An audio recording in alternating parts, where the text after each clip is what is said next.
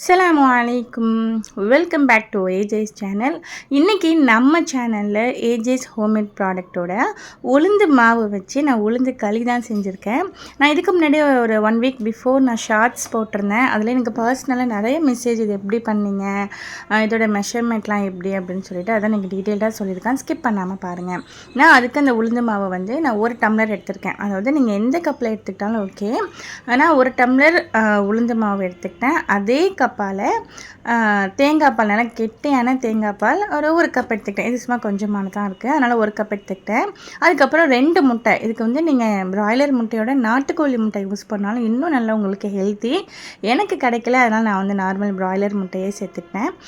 அது கூடவே கொஞ்சம் ஒரு பிஞ்ச் உப்பு சேர்த்துட்டு நல்லா ஒரு விஸ்க்கு வச்சு நல்லா மிக்ஸ் பண்ணிக்கணும். அது வந்து கெட்டி இல்லாமல் நல்லா மிக்ஸ் பண்ணிக்கணும். அது ரொம்பவே மாவு சாஃப்டாக இருக்கிறதுனால உங்களுக்கு கெட்டி படுறதுக்கு வாய்ப்பே இருக்காது. ஸோ நல்லா நீங்கள் வந்து இந்த மாதிரி மிக்ஸ் பண்ணிவிட்டு இந்த கன்சிஸ்டன்சி வந்து, அதாவது இந்த இப்போ நான் எக்ஸ்ட்ரா இந்த தேங்காய் பால் கலக்கிறேனையா, இதுக்கு முன்னாடி இந்த கன்சிஸ்டன்சி வந்து நீங்கள் வந்து அடை செய்கிறதுக்கு ரொம்பவே பர்ஃபெக்டான கன்சிஸ்டன்சி. நம்ம அதில் வச்சு நம்ம களி செய்கிறது அவ்வளோவா நல்லா இருக்காது. அதனால் நான் வந்து எக்ஸ்ட்ரா 1 கப் கொஞ்சம் தண்ணியான தேங்காய் பால் நான் சேர்த்துக்கிட்டேன். இப்போ நான் வந்து நான்ஸ்டிக் கடாயில் தான் செய்ய ஆரம்பித்தேன். பட் அதோட எண்டிங் எப்படி இருக்குங்கிறத நம்ம லாஸ்ட்டாக பார்க்கலாம். நான் அதுக்கு வந்து 3 டேபிள் ஸ்பூன் நல்லெண்ணெய் சேர்த்துக்கிட்டேன். இதில் நீங்கள் கீ சேர்த்துக்கிட்டால் நல்லா வாசமாக இருக்கும். நல்லெண்ணெய் வந்து ரொம்பவே ஹெல்தி. அதனால் வந்து மற்ற எண்ணெயை கம்பேர் பண்ணுறப்ப நல்லெண்ணெயில் வந்து இந்த மாதிரி உளுந்து களி ஐட்டம் செய்கிறப்ப ரொம்பவே டேஸ்ட்டாக இருக்கும். உளுந்து களி நான் வந்து நல்லெண்ணெய் சேர்த்துட்டு நம்ம மிக்ஸ் பண்ணி வச்சுருந்த அந்த மிக்ஸை வந்து இதில் சேர்த்து நல்லா கைவிடாமல் நான் ஒரு 2 நிமிஷத்துக்கு கிண்டிகிட்டே இருந்தப்போ எனக்கு இந்த மாதிரியான கன்சிஸ்டன்சி கிடச்சிருச்சு.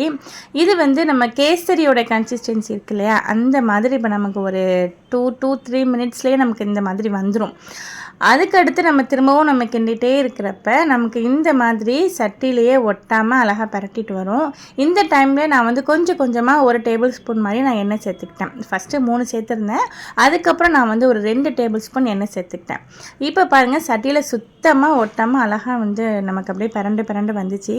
ஆனாலும் எனக்கு இது வந்து பார்க்க ரொம்ப ஒரு சாட்டிஸ்ஃபைடாக இல்லை. அதனால நான் எப்போதுமே உளுந்து களியை வந்து இந்த மாதிரியான சட்டியில் தான் செய்வேன். அதனால டக்குன்னு யோசிக்காமல் நான் வந்து சட்டி மாற்றிட்டேன்.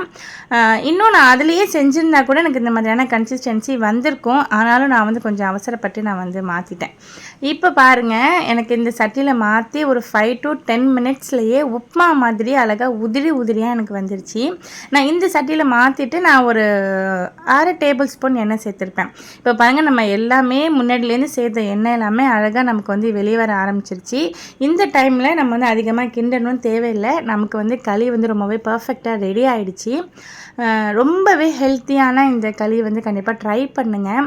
நம்ம வந்து பொம்பளை பிள்ளைங்களாக இருக்கட்டும், ஆம்பளை பிள்ளைங்களாக இருக்கட்டும், எல்லாத்துக்குமே இப்போ வந்து ஹெல்த் வந்து ரொம்பவே வீக்காக தான் இருக்குது. ஸோ நமக்கு வந்து ரொம்ப ஸ்ட்ராங்காக இருக்கணும் அப்படின்னாக்கா இந்த மாதிரியான உளுந்து ஐட்டம்ஸ்லாம் வீக்லி ட்வைஸாவது சேர்த்துங்க. ரொம்பவே டேஸ்டியான உளுந்து களி ரெடி. இதுக்கு மேலே நீங்கள் வந்து நாட்டு சக்கரை சேர்த்து சாப்பிட்டிங்கன்னா ரொம்பவே டேஸ்ட்டாக இருக்கும். இந்த களி மாவு வந்து உங்களுக்கு வேணும், உளுந்து மாவு வேணும் அப்படின்னாக்கா ஸ்க்ரீனில் தெரியுற நம்பருக்கு மறக்காமல் டிஎம் பண்ணுங்கள். இன்ஷா அல்லாஹ் இன்னொரு நாள் இனி ஒரு இன்ட்ரெஸ்டிங்கான வீடியோவில் மீட் பண்ணுறேன். தேங்க்ஸ் ஃபார் வாட்சிங். அஸ்ஸலாமு அலைக்கும்.